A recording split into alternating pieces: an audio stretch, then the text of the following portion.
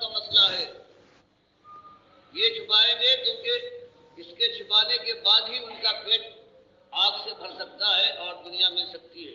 وہ فریب دے کر دنیا کو برباد کر سکتے ہیں، اپنی جھوٹی بڑائی کے لیے وہ یہ کام کرتے ہیں اور کرتے رہیں گے۔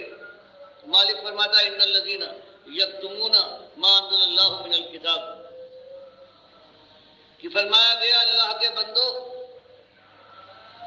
ان دین کے تاجروں اور بیوپاریوں سے ہوشیار رہنا۔ یہ وہ لوگ ہیں جو دعوے کریں گے کہ ہم اللہ کی بات کے جاننے والے، ہم عالم ہیں، ہم نے علم حاصل کیا ہے، ہم تمہاری رہنمائی کریں گے، لیکن مالک فرماتا ہے یہی وہ لوگ ہیں یکتمون ما انزل اللہ من الکتاب، کہ پروردگار عالم نے اپنی ساری کتابوں، جتنی کتابیں آئی ہیں الکتاب کی طرف سے، ان سب کے اندر وہ ایک مسئلہ بیان کر دیا ہے کہ میں نے دنیا والوں، انسانوں اور جنہوں تم کو خالص اپنی بندگی اور توحید کے لیے پیدا کیا ہے، اور مشرک کو اگر توبہ کی توفیق نہ ملے کبھی معاف نہ کرے۔ چاہے دنیا کی آنکھوں میں جو جھوٹے اعمال کرتا آیا ہے بغیر ایمان کے، اس کی بہت قدر ہو، لیکن وہ میرے میزان اور پیمانے میں ہمیشہ کے خسارے میں رہنے کے بعد جہنم کے دل کر دیا جائے۔ تو فرمایا یہ فریب کار دنیا کے سب سے بڑے دشمن کہ جب بات کریں تو ایسا معلوم ہو کہ ان کی زبان سے شہد ٹپک رہا ہے۔ وَمِنَ النَّاسِ مَن يُعْجِبُكَ قَوْلُهُ فِي الْحَيَاةِ الدُّنْيَا وَيُشْهِدُ اللَّهَ عَلَىٰ مَا فِي قَلْبِهِ وَهُوَ أَلَدُّ الْخِصَامِ، کہ یہی دین کا تمہارا ٹھیکیدار ہو، یا تمہارا کوئی سیاسی رہنما ہو، یا تمہارا مہاجن ہو، یہ سارے ہیں جب بات کرنے میں آئیں گے تو ایسی میٹھی باتیں کریں گے کہ شہد ٹپکے گا ان کی زبانوں سے،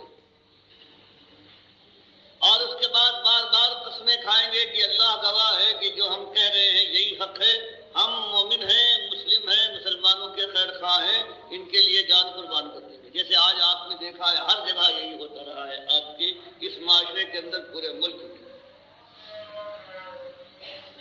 کہ یہ دنیا دار جھوٹے ہیں، چاہے اس کے اندر علم کے دعوے دار ہوں یا سیاست کے کوئی اپنے کو رہنما قرار دیں اور لیڈر بن جائیں، یا پیر صاحب شاہ صاحب بن کر آئیں، یا کوئی بہت خدمت گزار لوگوں کا ہے وہ اپنے کو پیش کرے، فرمایا یہ ظالم باتیں کریں گے تو انتہائی میٹھی باتیں اور بار بار دنیا کو فریب دینے کے لیے قسمیں کھائیں گے، وہ ہوا رد الخصام۔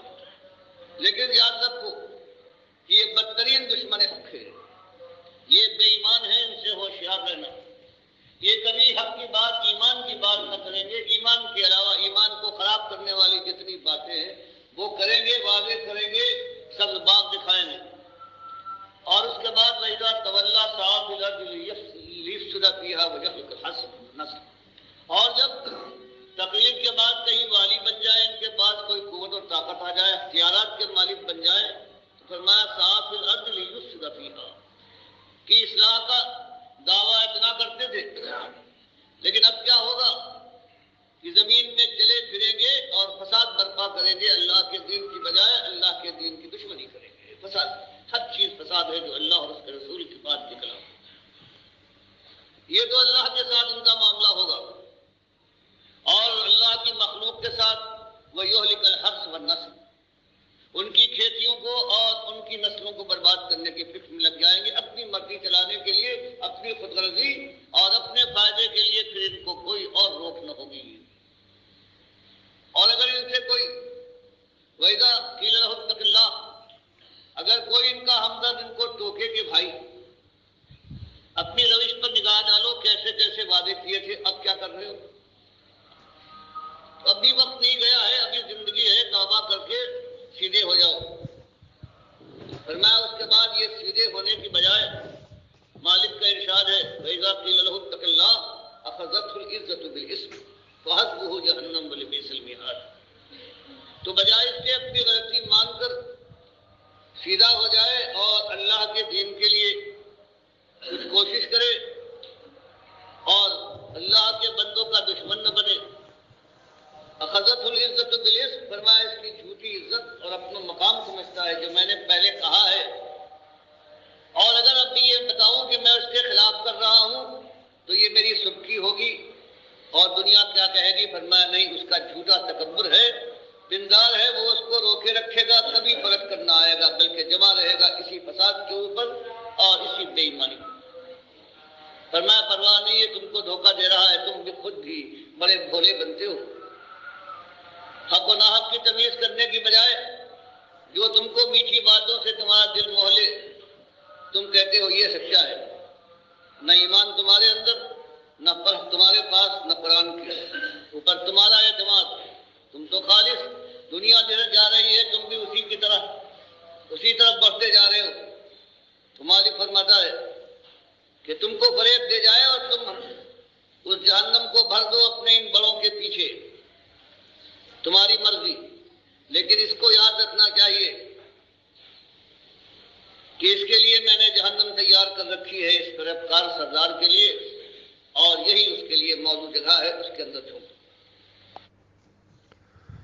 میرے پیارے بھائیو، یہ ہے آواز ڈاکٹر مسعود الدین عثمانی رحمۃ اللہ علیہ کی، جو نقشہ کھینچ رہے ہیں اس امت کا، جہاں یہ مسلک پرستوں اور فرقہ پرستوں کے اکابرین نے اپنی قوم کو جہنم کے کنارے کھڑا کر دیا۔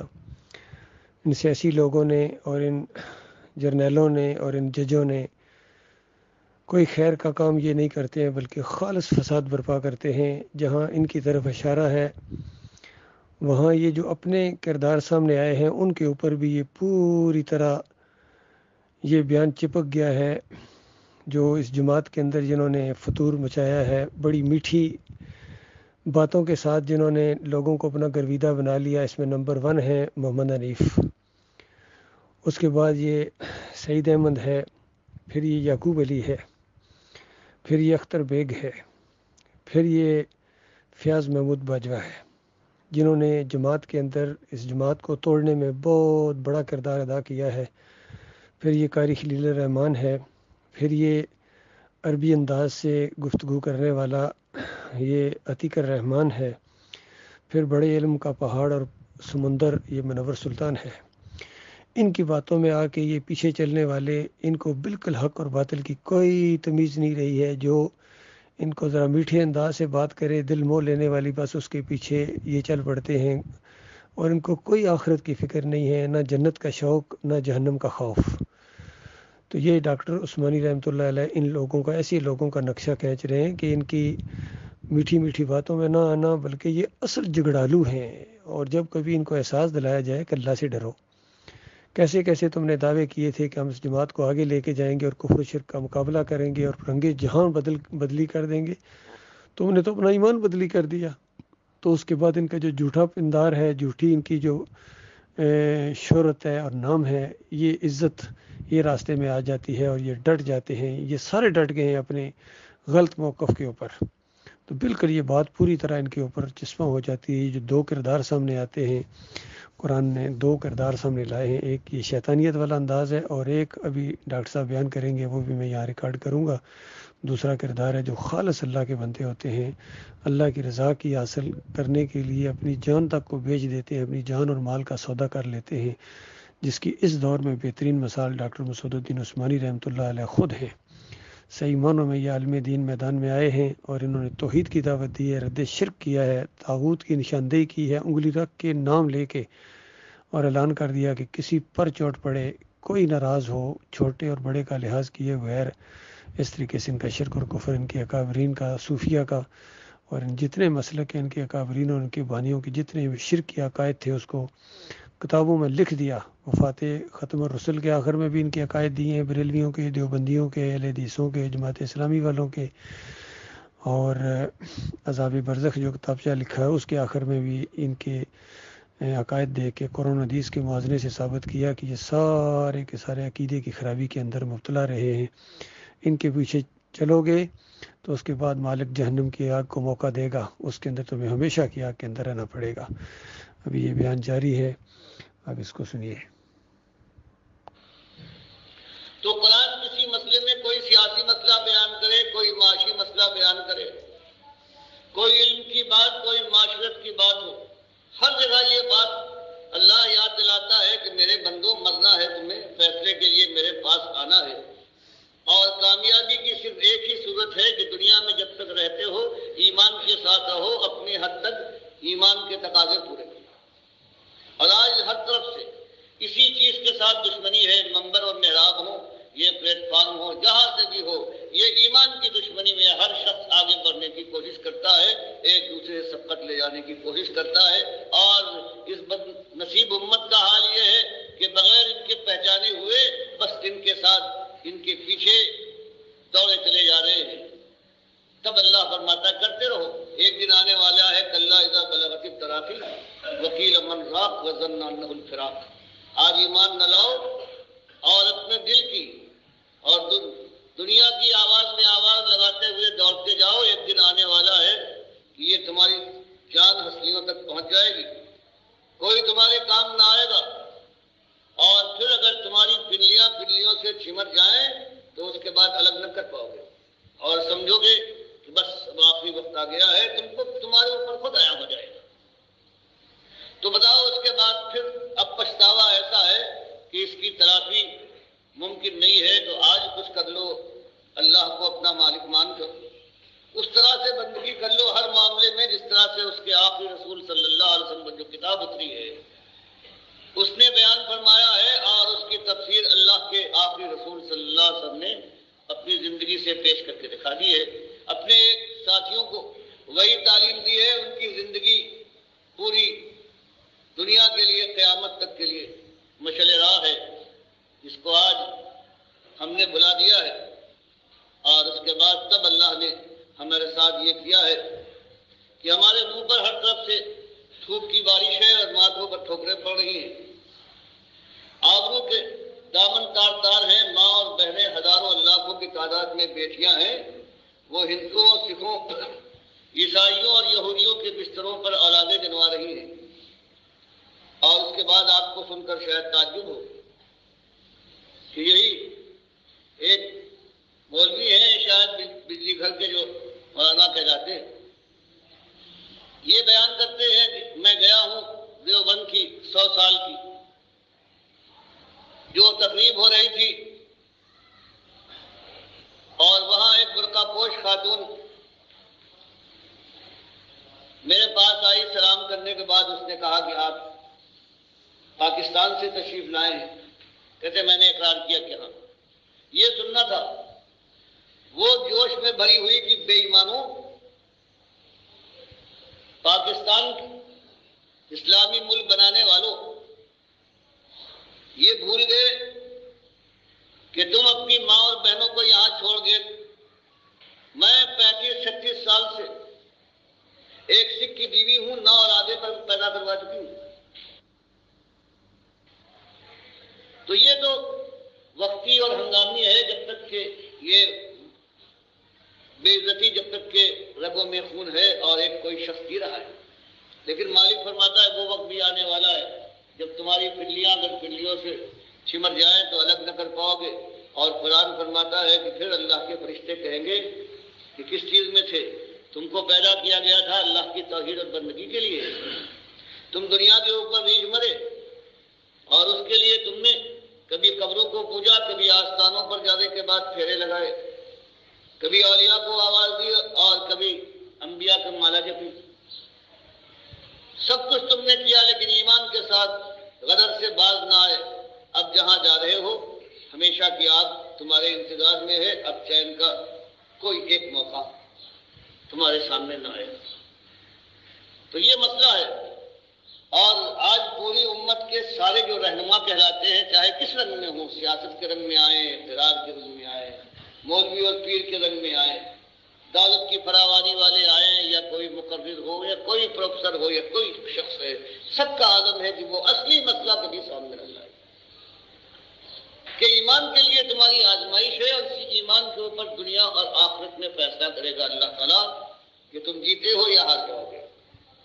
اور سب سے زیادہ اللہ کا غضب بھڑکتا ہے ان مولوی اور پیروں کے اوپر، یہ جو مولانا بنے ہوئے ہیں، اور اسی اپنی لمبی داڑھی جو انہوں نے بادل ناخواستہ رکھی ہے، دل میں سنت کی وہ طرف کہاں ہے؟ یہ تو خالص فریب کاری کی وجہ سے کمائی ہے کہ اس کے بغیر ان کو نہیں ملتا، ایمان ان کے اندر نہیں۔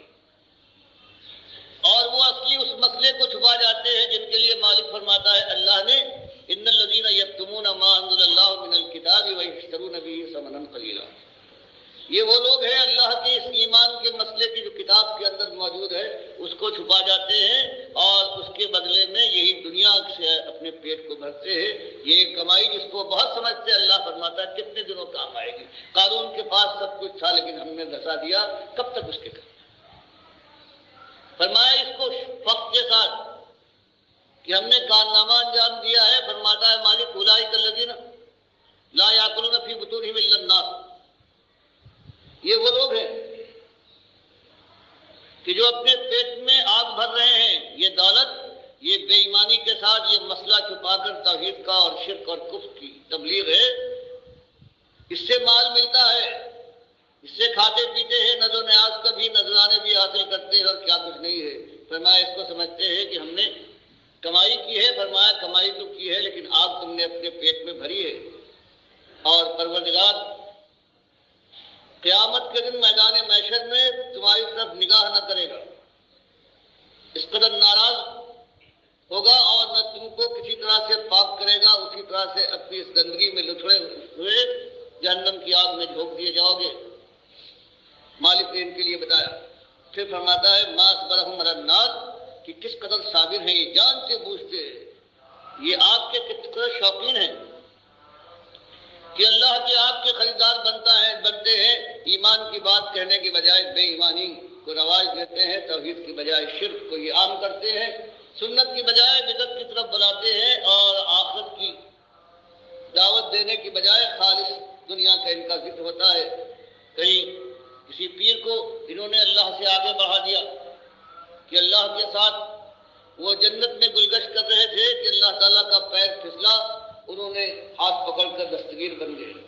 کسی کے متعلق یہ بات کہ یہ اللہ کے نبی صلی اللہ علیہ وسلم ہیں، ان کو تم نے پہچانا، یہ وہی جو عرش پر مستوی تھے، خدا ہو کر اتر پڑے ہیں مدینے میں مصطفیٰ. یہ سارا کچھ اللہ کے ساتھ، یہ صریح گالیاں ہیں جو پروردگار کو دی جا رہی ہیں. کئی کہا جاتا ہے کہ اپنا اللہ میاں نے ہند میں نام رکھ لیا خواجہ غریب نواز. تو یہ سارے دنیا کے اندر آج جو مسئلہ ہے آپ دیکھ رہے ہیں کہ چاہے وہ دیندار ہو جو عالم اور فاضل کہلاتا ہے، چاہے یہ سیاستدان جو قوم کی آگ میں کہتے ہیں ہم جل رہے ہیں، سب کا عالم یہ ہے کہ اللہ کے سارے دشمن ہیں. اللہ کی بات کہیں نہ کہیں گے، جائیں گے مشرکوں اور مشرکانہ اعمال کے کرنے والوں کے درمیان کہیں گے بالکل ہم تمہاری طرح سے ہیں. یہ جو لوگ مشہور کرتے ہیں کہ قبریں ہم گرا دیں گے اور عرس میلے ہم روکیں گے، نہیں بھائیو، ہم تمہارے ایسے ہیں جیسے تم ہو ویسے ہم ہیں. ہم تو اور یہاں سے یہ سب بڑی امام کی ہم جو درگاہ سے جاتی ہے شہر تک، اس سب کو ہم پختار وسیع کریں گے. یہ پروفیسر غفور کی طرف اشارہ کیا ہے ڈاکٹر عثمانی رحمۃ اللہ علیہ نے جب اس نے مودودی صاحب کی زندگی میں نائب امیر کی حیثیت سے یہ وہاں بر امام گئے تھے اور وہاں جا کے اعلان کیا تھا کہ سڑک ہم راولپنڈی سے لے کے آئیں گے، اتنی چوڑی کر دیں گے اسلام آباد کی سڑکوں کی طرح، تاکہ آسانی کے ساتھ یہ مشرق وہاں جا کے قبر کے سامنے اپنا ماتھا ٹیکتے ہیں. تو یہ سارے ڈاکٹر صاحب نے بڑے زبردست انداز سے ان کو سب کو ایک ہی کشتی کا مسافر قرار دیا ہے، اور سارے کے سارے اس قوم کے یہ دشمن ہے، اور پیچھے قوم جو ہے یہ آنکھیں بند کر کے ان کے پیچھے جا رہی ہے. اللہ کے بندوں، میرے پیارے بھائیو، آج جو پوری دنیا میں آگ لگی ہوئی ہے، مسلمانوں کو سب سے زیادہ ہر جگہ مارا جا رہا ہے. افغانستان میں کیا ہوا ہے، عراق میں کیا ہوا ہے، اور آج کی خبریں وہاں لبنان اور وہ اسرائیل کا معاملہ آپ کے سامنے ہے. پھر جو رمضان کے اندر، ہر رمضان کے اندر مسجد اقصیٰ کے اندر مسلمانوں یہ فوج گھس کے آتی ہے اور دھکے دیتی ہے ان کو، اور وہاں جا کے ان کو مارتے ہیں، ان کی عورتوں کو کھینچتے ہوئے بے عزت کر کے لے کے جاتے ہیں. اور اس سے پہلے جو ڈاکٹر صاحب نے واقعہ بیان کیا ہے اس خاتون کا جو 100 سالہ جشن، 100 سال جشن کا منایا گیا دیوبند کا، پوری دنیا سے علماء آئے ہوئے تھے، اور وہ عورت آئی اور اس نے آ کے کہا کہ پاکستان سے آیا ہو مولانا صاحب، سناؤ اسلام کا کیا حال ہے. تو انہوں نے کہا اسلام بہت پھول رہا ہے. تو جوش میں آ کے اس نے جو لیڈر تھا علماء کا جو پاکستانی نمائندگی کر رہا تھا اس کے منہ پر تھوک دیا اور کہا کہ بے ایمانو، میں ایک سکھ سے اتنی اولادیں جنوا چکی ہوں تو پاکستان بننے کے بعد ہمیں تمہیں بھول گئے ہو. تو اس طرح بےزتی اللہ کے بندوں ہر جگہ ہو رہی ہے. جو کشمیر میں جو کچھ ہو رہا ہے، ماں اور بہنوں کے ساتھ چیخیں پکاریں، لیکن کوئی ہمارا جرنیل نہیں اٹھتا ہے، کوئی سیاسی لیڈر نہیں اٹھتا ہے. عمران خان جیسا گبرو جوان، اس نے کہا کیا میں جنگ چھیڑ دوں، اندازہ لگائیے. تو یہ تو مردوں کا کام ہوتا ہے، جنگ کرنا اللہ کے راستے میں جہاں مردوں کا کام ہوتا ہے، مومنوں کا کام ہوتا ہے. یہ مشرک مزاروں کے سامنے سجدے کرنے والے، یا علی مدد کے پٹے بندھوانے والے اور خالص دنیا دار، یہ کیا جنگ لڑیں گے دنیا کے پیچھے بھاگنے والے. تو یہ آج آنکھیں کھولو اللہ کے بندوں. تمہارا ایک بازو کاٹ دیا گیا تھا بنگلہ دیش کی شکل میں، کس طریقے سے تمہاری نااہلیوں کی وجہ سے، اور آج جو پوری دنیا میں مسلمانوں کی درگت بنی ہے شرک کی وجہ سے. ایک ہی اس کا قصور ہے اور علاج بھی پھر ایک ہی ہے کہ ایمان کی طرف پلٹو، شرک سے توبہ کرو اور یہ فرقہ بندی ختم کرو. اللہ کے بندو، بریلیت، دیوبندیت، اہل حدیثیت، سلفیت اور جمہوریت کا مشرکانہ نظام خالص شیطانی نظام ہے. سارے اسی بدھ کی پوجا میں لگے ہوئے ہیں.